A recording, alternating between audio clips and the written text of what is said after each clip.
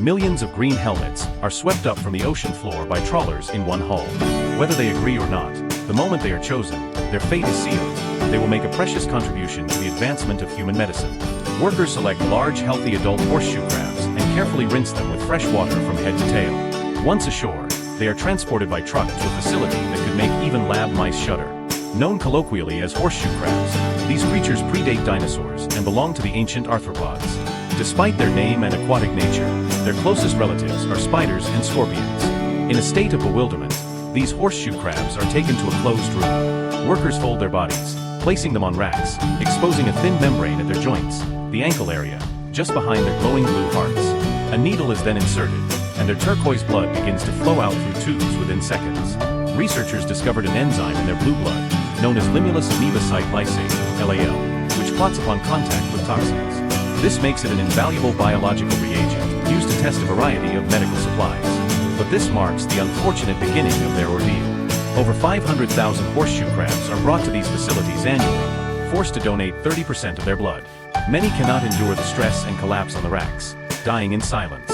After 12 hours of continuous blood extraction, the surviving crabs are released from the lab. Workers untie them one by one and return them to the ocean.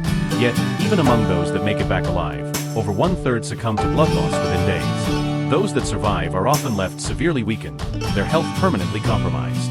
Reproductive capacity has significantly declined.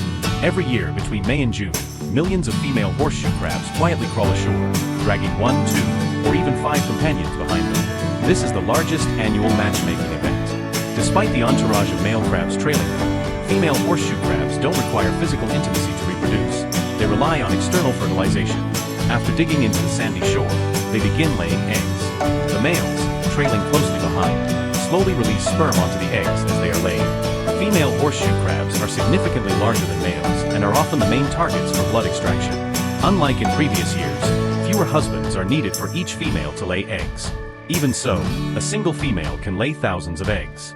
However, only a small fraction of these eggs successfully hatch, and even fewer hatchlings survive predation by birds. Those that manage to grow into adulthood are extremely rare. It takes 10 to 12 years for horseshoe crabs to grow to the size needed for blood extraction. To mitigate the damage caused, workers help some females who don't find mates to reproduce artificially. Using special tools, they collect eggs from the females and sperm from the males, mixing them for fertilization. Once combined, the eggs are incubated. Here is what the embryos look like after 2 weeks of incubation. After another week, the tiny crabs hatch. In the hatchery, they shed their shells several times before growing to the size of a soybean. At this stage, workers release them into sheltered calm sea areas to continue their lives. For various reasons, the horseshoe crab population has been steadily declining. In recent years, researchers have been working to develop synthetic alternatives to replace their use, hoping to give these ancient creatures a chance at survival. Thank you for watching, and see you next time.